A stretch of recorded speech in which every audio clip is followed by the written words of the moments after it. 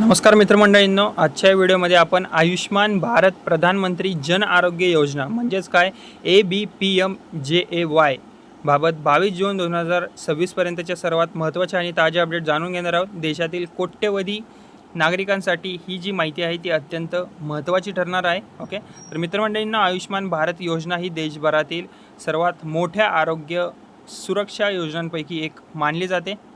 Okay, या योजनेअंतर्गत पात्र कुटुंबांना दरवर्षी 5 लाखांपर्यंत कॅशलेस उपचारांची सुविधा देखील उपलब्ध करून दिली जाते। आता या योजनेविषयी जी पहिली अपडेट आहे आपली ती म्हणजे देशभरात आयुष्मान भारत योजनेअंतर्गत 36,000हून अधिक रुग्णालये आता जोडली गेलेली आहेत। यामध्ये सरकारी आणि खाजगी अशा दोन्ही प्रकारच्या रुग्णालयांचा समावेश आहे। ओके, विशेष म्हणजे नवीन हॉस्पिटलचा समावेश झाल्यामुळे ग्रामीण आणि दुर्गम भागातील काही नागरिकांनाही अधिक चांगल्या आरोग्य सुविधा मिळण्याचा मार्गसुद्धा मोकळा झालेला आहे। यामध्ये 19,000पेक्षा जास्त सरकारी आणि 16,000पेक्षा जास्त खाजगी रुग्णालयांचा समावेश करण्यात आलेला आहे। त्यामुळे लाभार्थ्यांना कॅशलेस उपचारांची सुविधा आता अधिक व्यापक झालेली आहे। ओके, तसेच आयुष्मान कार्ड धारकांची संख्या जी आहे ती आता 44 कोटींहून अधिक झालेली आहे। तसेच 70 वर्षांवरील ज्येष्ठ नागरिकांसाठी सुरू करण्यात आलेल्या वय वंदना उपक्रमाअंतर्गत 1 कोटींहून अधिक वरिष्ठ नागरिक आता नोंदणीकृत झालेले आहेत। ओके, आता देशभरातील 44 कोटींहून अधिक आयुष्मान कार्ड जे आहे ते जारी करण्यात आलेले आहे। याचा अर्थ की लाखो नवीन कुटुंबे या योजनेचा लाभ सध्या घेत आहे। याशिवाय की 70 वर्षांवरील ज्येष्ठ नागरिकांसाठी सुरू करण्यात आलेल्या विशेष उपक्रमालाही आता मोठा प्रतिसाद मिळत आहे। लाखो वरिष्ठ नागरिकांनी या सुविधेसाठी नोंदणीसुद्धा केलेली आहे। आता उपचारांच्या आकडेवारीबद्दल आपण बोलूयात। ओके, आत्तापर्यंत या योजनेअंतर्गत 12 कोटींहून अधिक रुग्णालयीन उपचार मंजूर करण्यात आलेले आहेत। ही संख्या जी आहे ती आता सातत्याने वाढत आहे। यासाठी सुमारे 1.80 लाख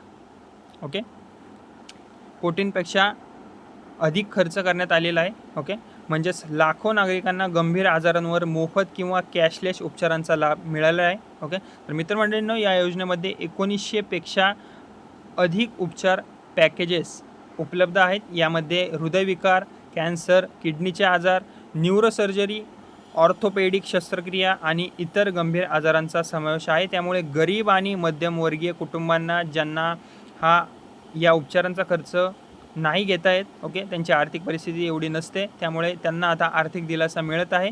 आता महाराष्ट्रासाठी एक महत्त्वाची बातमी आहे या योजनेबद्दल, ती म्हणजे की महाराष्ट्रात आयुष्मान भारत आणि महात्मा फुले जन आरोग्य योजना यांच्या माध्यमातून उपचार सुविधांचा विस्तार करण्यात आलेला आहे।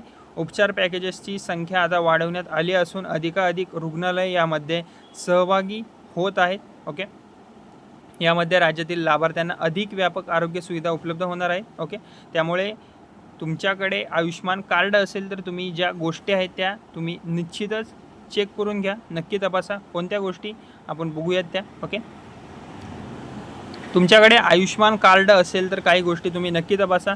तुमचे आयुष्मान कार्ड सक्रिय आहे का ते पहा। आधार कार्ड आणि मोबाईल क्रमांक तुमचा अपडेट ठेवा, अद्ययावत ठेवा। उपचारासाठी जाण्यापूर्वी जवळचे मान्यताप्राप्त रुग्णालय तुम्ही तपासून घ्या, ऑनलाईन किंवा विचारूसुद्धा शकता। ओके, तुम्ही आणि कोणताही उपचार घेण्यापूर्वी संबंधित पॅकेजमध्ये तो उपचार समाविष्ट आहे का तुम्ही याची खात्री करा। ओके, तर मित्रमंडळींनो, आयुष्मान भारत योजना ही देशातील लाखो कुटुंबांसाठी आरोग्य सुरक्षा कवच बनलेली आहे। नवीन हॉस्पिटलची भर, वाढती लाभार्थी संख्या आणि विक्रमी उपचार आकडेवारी पाहता या योजनेचा विस्तार वेगाने होत असल्याचे दिसूनसुद्धा येत आहे। तर ही होती आयुष्मान भारत योजना 2026 बाबत 22 जून 2026 पर्यंतच्या सर्वात ताज्या आणि महत्त्वाच्या अपडेट। जर तुम्हाला हा व्हिडिओ आवडला असेल तर व्हिडिओला माझ्या लाईक करा, आपल्या मित्रपरिवारासोबत हा व्हिडिओ नक्की शेअर करा आणि अशाच सरकारी योजना आणि आरोग्य योजना आणि ताज्या अपडेटसाठी माझे बडी नावाचं चॅनल आहे त्याला सबस्क्राईब करायला विसरू नका। धन्यवाद।